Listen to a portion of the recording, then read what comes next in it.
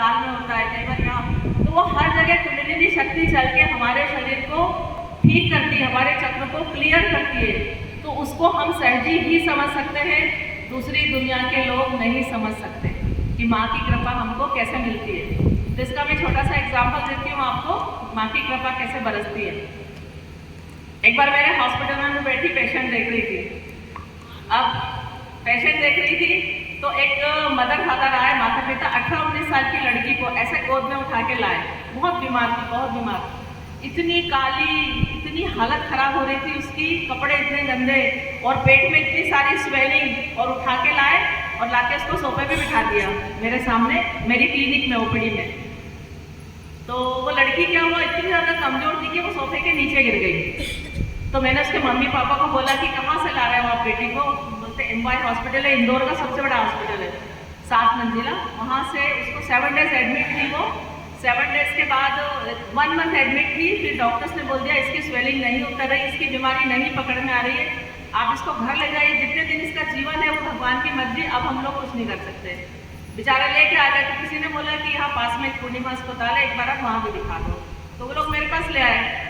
तो मैंने कहा ठीक है, मैंने बाटल इंजेक्शन लगवा के देखा, उस लड़की को एक ड्रॉप भी, एक बूंद भी उसको फायदा नहीं हुआ। तो मैंने उसके मदर फादर से बोला कि आपने है ना बहुत मेहनत करी, बहुत इलाज कराया, बहुत पैसे खराब किए, अब एक काम करो, आप मेरे नीचे तो हॉस्पिटल है और 1st फ्लोर पे श्री माता जी का मंदिर है, 2nd फ्लोर पे मेरा घर है, तो सब दूर श्री माता जी, पूरा हॉस्पिटल ऐसा लगता है कि श्री माता जी का आश्रम है, हॉस्पिटल तो दिखता ही नहीं है, वो इतना सुंदर है। तो 1st फ्लोर पे उसको ले गए। मैंने कहा सिस्टर इसको 1st फ्लोर पे ले चलो, श्री माता जी के मंदिर के सामने बिठा दो चेयर पे, प्लीज इसको फुट सोकिंग करा दो। अपन ने सब तो करके देख लिया, मंत्र पढ़ के फुट सोकिंग कराओ। फिर मैं गई, उसकी मदर को मैंने कहा कि ऐसा करो, आपने सारे इलाज करा लिए, अब इसको 1 मंथ तक रोज फुट सोकिंग कराएंगे, कैसे भी करके इसकी जान बचाने की कोशिश करते हैं। और वो लड़की ऐसा लग रहा था जैसे कचरे के ढेर में से उठा के लाके यहाँ बिठा दिया, इतनी बुरी हालत थी उसकी। तो उसकी मम्मी क्या की, पहले दिन फुट सोकिंग कराई, दूसरे दिन कराई, तीसरे दिन कराई, चौथे दिन से गायब हो गई, आई नहीं महीने भर। अब मैं भी अपने काम में भूल गई। मैंने सोचा कि भाई नहीं पसंद आया होगा श्री माता जी के इलाज। मैंने कहा माँ आपके सामने बिठा दिया, फुट सोकिंग करा दिया, आप जानो और वो लड़की जाने। अब क्या हुआ, चमत्कार श्री माता जी का। 1 महीने के बाद मैं 1st फ्लोर पे बैठी थी, कुछ पेशेंट के अटेंडेंट थे, तो उनको मैं ध्यान सिखा रही थी। ध्यान सिखा के मैं बाहर निकलने लगी, तो एक बहुत सुंदर लड़की, 18-19 साल की, बहुत सुंदर, आज भी मुझे उसका चेहरा याद है, गुलाबी रंग के सूट में, एक इन्विटेशन कार्ड था उसके हाथ में, ऐसा इन्विटेशन कार्ड था, लेके खड़ी थी।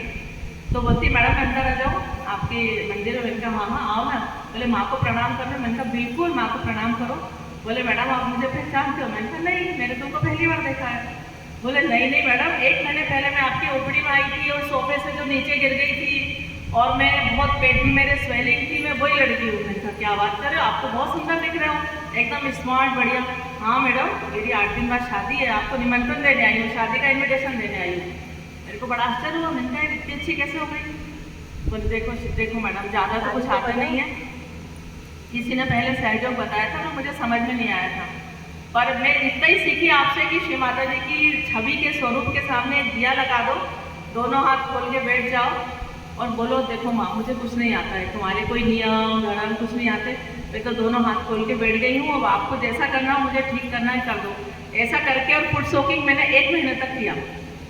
7 दिन में मेरी स्वेलिंग उतर गई, 8वें दिन मुझे भूख लगने लगी, 10-12 दिन में मैं खाना खाने लगी, 1 महीने में मेरी शादी फिक्स हो गई। अब शादी तो फिक्स हो गई, एक पैथोलॉजिस्ट मिल गया इंदौर का, बहुत अच्छा लड़का। अब पापा के पास पैसे नहीं, पता नहीं कौन 2-4 रिश्तेदार आए, सब 10-10 हज़ार दे गए और बोले भैया इसकी बेटी की शादी कर दो, अब रिश्ता इतना अच्छा मिल गया।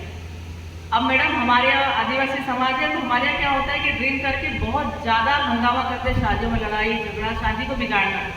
लेकिन ये गणेश जी की ऐसी कृपा रही कि शादी में किसी ने चूं तक आवाज़ नहीं थी जब वो 8 दिन बाद मुझे बोलने आई।